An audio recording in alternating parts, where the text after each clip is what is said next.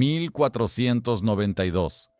Tras la caída de la conquista de Granada, la ciudad dejó de pertenecer a quienes rezaban en sus mezquitas.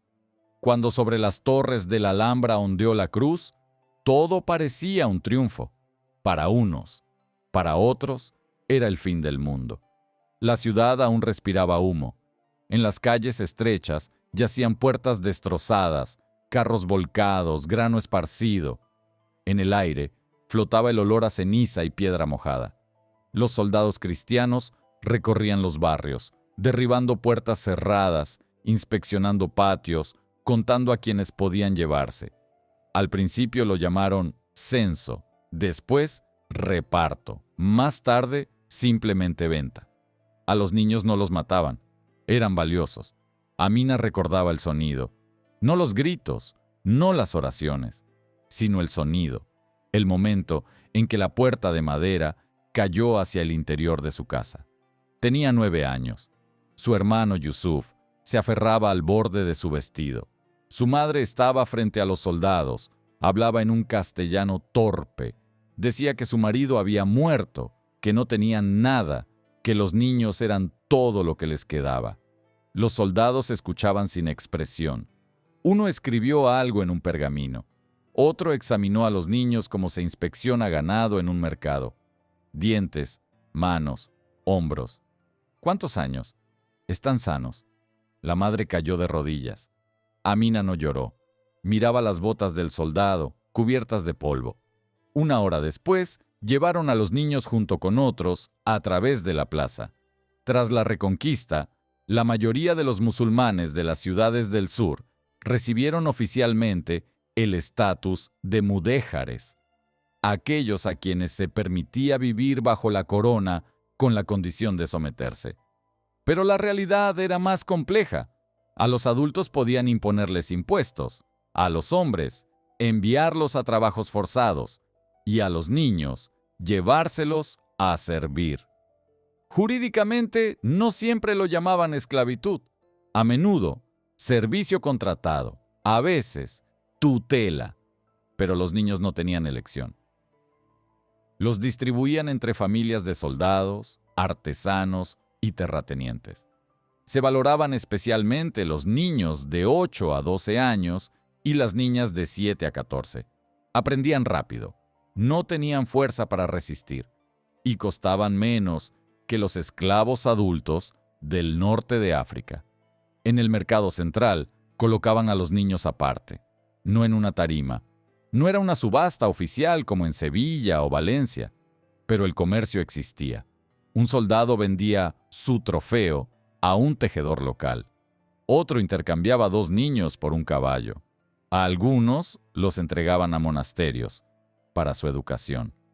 A Yusuf lo compró un herrero, a Amina, la esposa de un capitán. Los separaron ese mismo día. Ella no tuvo tiempo de despedirse. La casa del capitán era de piedra, fría y grande. Olía a vino, sudor y velas. La señora, doña Isabel, miró a Amina durante largo rato. «Ahora te llamas María», dijo. «Aquí no hay Amina». La niña guardó silencio. La enviaron a la cocina. Primero a lavar platos, luego a traer agua, después a lavar ropa. Le explicaron las reglas. Hablar solo en castellano. Oraciones, solo cristianas. Nada de hablar de la familia. Por la noche dormía sobre paja junto a la cocina e intentaba recordar el rostro de su madre. Temía olvidarlo. Para Yusuf fue más duro. El herrero era severo, pero no cruel. Miraba al muchacho como a una herramienta que debía templarse. «Si trabajas bien, te quedarás. Si no, te venderé», dijo. Yusuf cargaba carbón, avivaba el fuego, pasaba los martillos. Sus manos pronto se cubrieron de ampollas. Aprendía en silencio, y cada tarde miraba hacia las murallas de la ciudad, preguntándose si su hermana seguía viva. Pasaban los meses, la ciudad cambiaba. Las mezquitas se convertían en iglesias. Las inscripciones árabes eran raspadas de los muros. A los niños los bautizaban por la fuerza, por su propia salvación. Amina se convirtió en María para todos, pero por dentro repetía su nombre en susurros. Aprendió a sonreír cuando era necesario.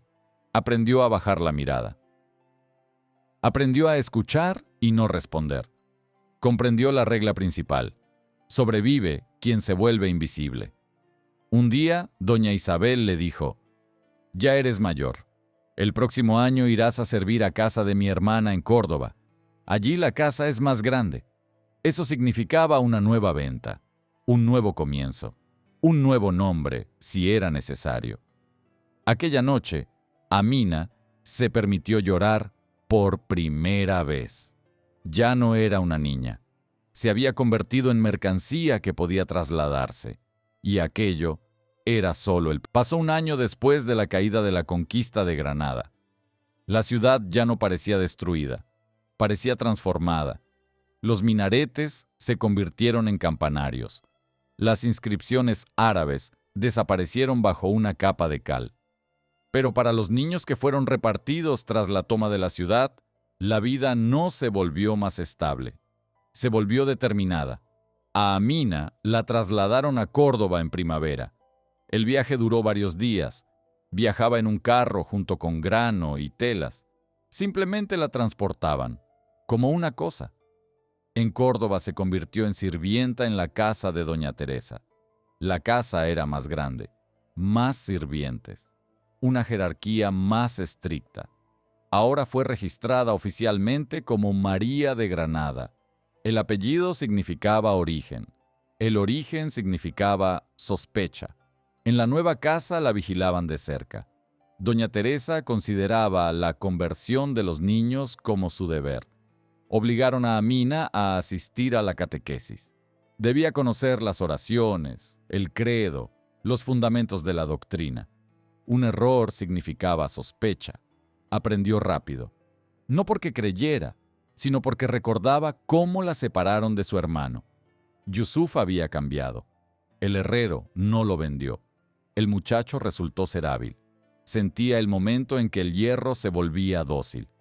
Le dieron un nuevo nombre: Diego. El nombre se convirtió en un escudo. El bautismo tuvo lugar en la iglesia local. El sacerdote lo roció con agua. Para la comunidad era otro salvado. Para él, otra pérdida. El tiempo borraba la memoria más rápido de lo que imaginaba.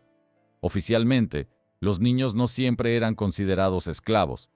Tras la capitulación de Granada, los acuerdos preveían la protección de los bienes y la libertad de culto. Pero en la práctica, todo dependía de las autoridades locales. A los niños los registraban como criados, sirvientes domésticos. Formalmente tenían techo y comida. En realidad, podían venderlos o transferirlos. La Inquisición española no aparecía cada día, pero su sombra estaba en todas partes. A los sirvientes les hacían preguntas. ¿Alguien reza por la noche? ¿Alguien se niega a comer cerdo?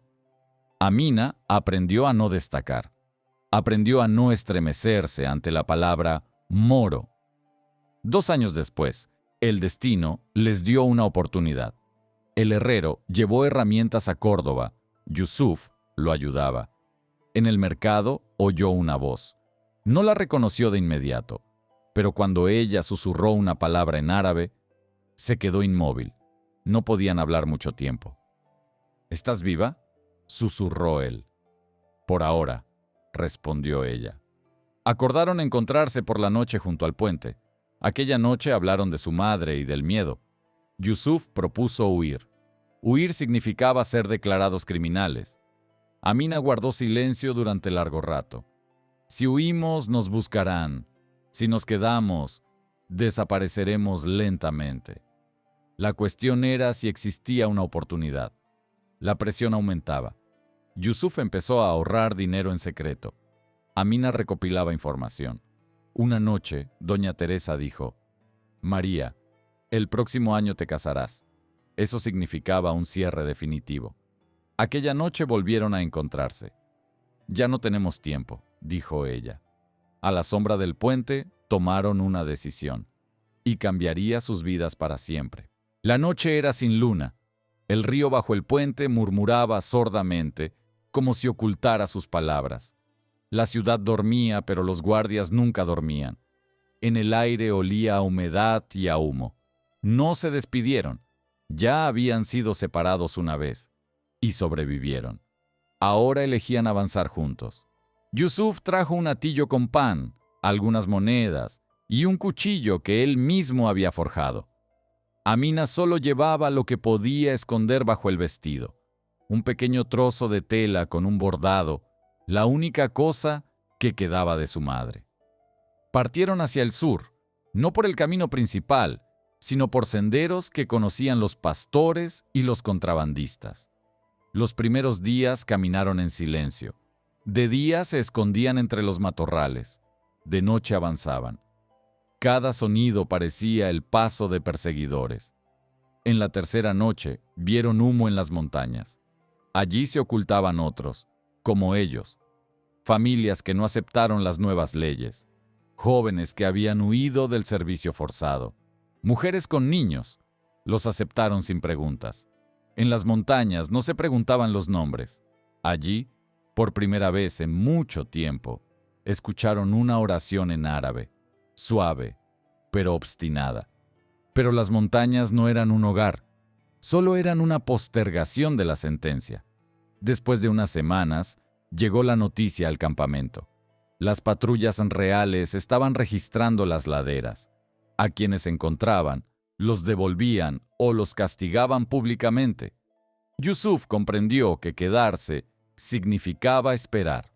Había dos caminos, rendirse o dirigirse a la costa y buscar un barco. Eligieron el mar. El camino hacia la costa fue más largo y peligroso. Uno de los hombres del campamento aceptó guiarlos parte del trayecto por dinero. Sabía cómo evitar los puestos de control. Cuando vieron el agua por primera vez, Amina no sintió alegría, sino miedo.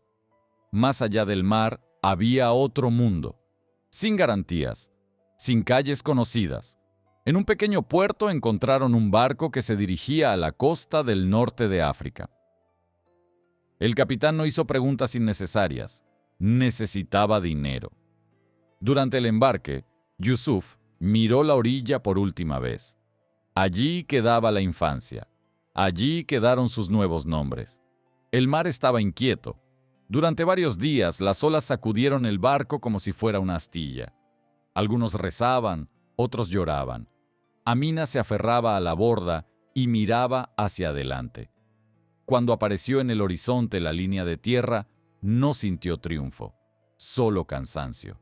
Llegaron a una ciudad en la otra orilla, otra lengua, otros olores, otro ritmo de vida. Allí ya no eran una fe extranjera, pero eran inmigrantes pobres. Nadie los esperaba con los brazos abiertos. Yusuf volvió a ser aprendiz de herrero. Empezaba desde cero. Sus manos recordaban el oficio, y eso los salvó. Amina trabajó en la casa de una familia acomodada, esta vez por un salario. Pequeño, pero suyo. Recuperaron sus nombres. Pero los años de vida ajena no desaparecieron. A veces Amina despertaba por el sonido de una campana de iglesia, aunque allí no existía. A veces Yusuf se sorprendía haciendo la señal de la cruz automáticamente al oír un grito repentino. El pasado no se borra con la huida. Pasaron los años, no se hicieron ricos, no se volvieron influyentes, se volvieron libres, dentro de lo posible. Yusuf abrió una pequeña herrería. Amina se casó con un artesano al que eligió ella misma. Tuvieron hijos.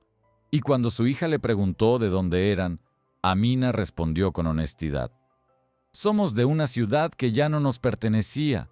No habló de la venta, ni del miedo, solo de que a veces la historia decide por las personas, pero las personas aún así toman decisiones. En la otra orilla del mar, sus nombres ya no despertaban sospechas, pero a veces, mirando la puesta de sol, recordaban las calles estrechas de la ciudad que perdieron tras la conquista de Granada. No regresaron. La historia no devuelve el mismo lugar a las mismas personas, pero deja memoria. Y la memoria también es una forma de libertad.